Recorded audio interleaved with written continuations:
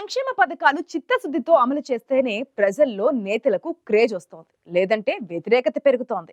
ఇది రాజకీయాల్లో సర్వసాధారణం.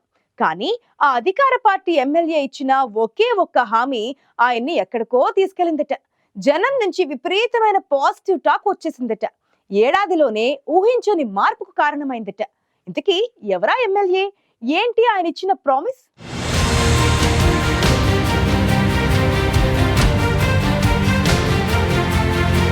ఒక్క హామీతో పబ్లిక్ ని తన వైపు తిప్పుకున్న ఆ లీడర్ మరెవరూ కాదు, మునుగోడు ఎమ్మెల్యే కోమటిరెడ్డి రాజగోపాల్ రెడ్డి.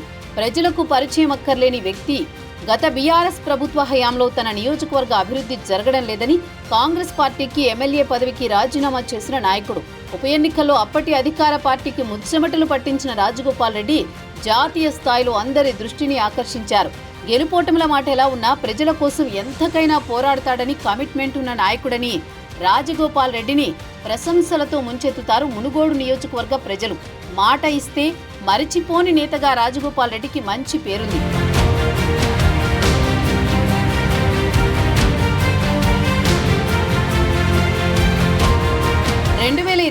అసెంబ్లీ ఎన్నికల్లో రాజగోపాల్ రెడ్డి నుంచి ఒట్టేయించుకుని మరీ ఓ హామీ తీసుకున్నారట ఓటర్లు. ఇప్పుడు ఆయన హామీ అమలు చేస్తుండటంతో మిగిలిన అభివృద్ధి సంక్షేమ పథకాల అమలు ఎలా ఉన్నా ఇచ్చిన మాట నిలబెట్టుకున్న ఎమ్మెల్యేపై ప్రశంసలు కురిపిస్తున్నారట మునుగోడు ప్రజలు.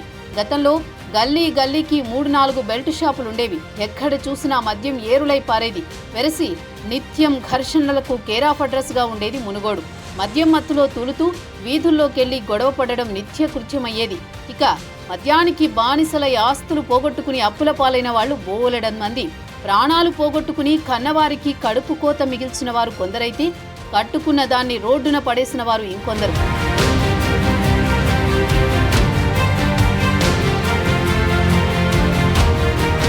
ఈ అనుభవాలతో విసిగిపోయిన మహిళలంతా రాజగోపాల్ రెడ్డిని ఒకే ఒక్క కోరిక కోరారట.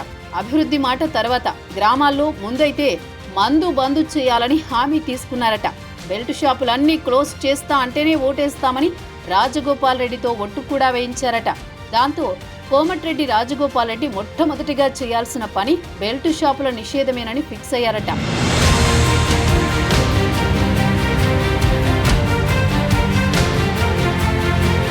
ఎమ్మెల్యేగా గెలవగానే కోమటిరెడ్డి రాజగోపాల్ రెడ్డి యాక్షన్ ప్లాన్ సిద్ధం చేశారు. బెల్ట్ షాపులు బెల్ట్ తీయడానికి ఆయనే స్వయంగా రంగంలోకి దిగారు. గ్రామాన అనుచరులు కార్యకర్తలతో కమిటీలు వేశారు. కమిటీల్లో మహిళలను భాగస్వాములను చేశారు. ఎక్కడైనా మద్యం విక్రయిస్తే పోలీసులకు సమాచారం ఇవ్వడం కమిటీ డ్యూటీ. అంతకు ముందే రెవెన్యూ, పోలీస్, ఎక్సైజ్ అధికారులకు బెల్ట్ షాపులపై స్పష్టమైన ఆదేశాలిచ్చారు రాజగోపాల్ రెడ్డి. ప్రభుత్వానికి ఆదాయం తగ్గినా సరే బెల్ట్ షాపులు నడిపితే మాత్రం బెండు తీయండని చెప్పేశారు. ఈ చర్యలు ఏడాదిలోని చాలా మార్పులు తీసుకొచ్చాయనే సంతృప్తితో ఉన్నారు ప్రజలు. ఏడాది కాలంలో క్రైమ్ రేట్ అమాంతం తగ్గిందని పోలీస్ రికార్డులు చెబుతుండటంతో రాజగోపాల్ రెడ్డి సంతృప్తితో ఉన్నారు. గ్రామాల్లో ఘర్షణలు తగ్గిపోవడం, బెల్ట్ షాపులు కంట్రోల్ కావడంతో కోమటిరెడ్డి రాజగోపాల్ రెడ్డికి ప్రజల నుంచి పాజిటివ్ టాక్ వచ్చిందంటున్నారు ఆయన అనుచరులు.